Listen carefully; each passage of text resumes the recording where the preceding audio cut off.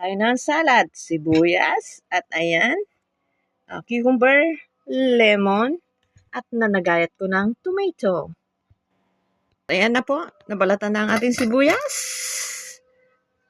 Ayan na po, pati na ang ating sibuyas. Gayat na, slice na. At ayan na po ang ating cucumber. Ayan. At ayan na po ang ating sibuyas. Ng ating lemon. Ayan, lemon. Ayan. Ayan po ang ating lemon. Sarap niyan. Ayan po, tumutulo siya. Ayan. Sarap niyan. Huwag niyo pong kakalimutan na lagyan ng sibuyas dahil ang sibuyas po ay anti-cancer. At lagyan na po natin ng konting asin. Mag-ingat tayo sa asin. Konting-konti lang. Ayan na.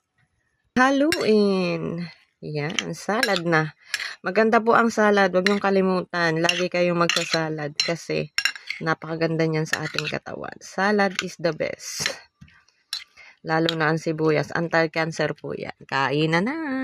At ayan po. I-ready na natin ang ating tubig. Ayan.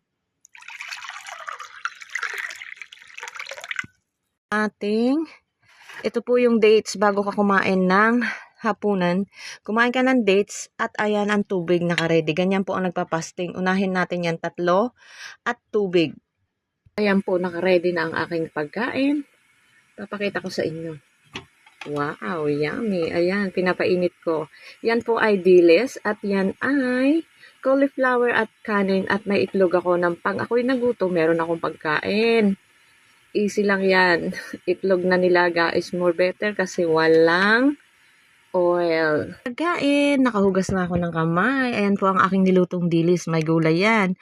At ito ang ating gulay, cauliflower. Ayan. Ano lang po to, tawag dito, steam. Steam ko lang po yan. Ayan, napakasarap niyan, malutong-lutong. Ayan po ang aking kakainin at ayun yung kanin ko, naka-ready na. In-steam lang po yan. Yan ang buhay ng OFW. Sa akin ayun ko sa iba. Kasi baka may time sila, may pamilya sila, may tagaluto sila. Ako po kasi walang tagaluto. Ayan. Yan na po yung pagkain natin. Simpleng pagkain. Dilis po yan, pero napakasustansya niya po yan. Marami siyang makukuhang sustansya. Pero sa mga may acid, na talagang namamagana yung paa, bawal po sa inyo ang dilis. Remind ko lang po sa inyo, bawal. At ayan na po ang ating salad at ang ating kanin. Kumuha na tayo ng konti. Ayan, mas marami ang gulay. Ayan, yan lang kakainin ko. Ayan, kasi mamaya lalagyan ko yung pusa niyan eh. Lalagyan ko siya ng, salin natin yung pusa. Kasi sabi nila ang pusa is swerte. Andun siya naghihintay sa akin, pakita ko sa inyo. Andun po siya, naghihintay siya sa akin, no. Hi, pusa. Ayun siya, oh. Hi, meow. Madilim kasi dyan sa labas. Ayun.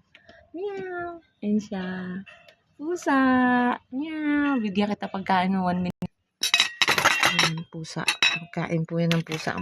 Konti lang naman po yan kumain. Pero sinasama ko na siya sa pagkain ko. Ayan. Ayan, lalagyan natin siya ng pagkain. Ayan. At lagyan natin siya nito. Ganyan lang po. I-mix natin yan. Ayan. I-mix natin siya. Lagyan natin kasi kawawa naman siya. Baka hindi malasahan. Ayan. Marami na. O, ayan. I-mix lang po natin yan. Mainit kasi. Para pati kanin, kainin niya. Kailangan natin i-mix. Ayan. Kasi makakain niya yan. Ayan po. Mainit. Ayan na po yung pagkain ng pusa at sumubo na rin ako. Nauna. Sabay kaming kakain. Hayaan ko na siyang kumain dyan. Nahihiya siya eh. Ayun siya oh. May nahihiya oh. Oh, sige na. Ayan po, kumakain na po siya. Kumakain na, kain na. Bye-bye na pusa. Enjoy your food. Bye-bye. At ako naman po ang kakain ngayon. Ito yung pagkain ko. Kasarap niyan. Tapos, iganon mo dyan. Sarap oh. Sarap. Marami. Ayan po. Mas marami ang kakainin kong ito. Cauliflower.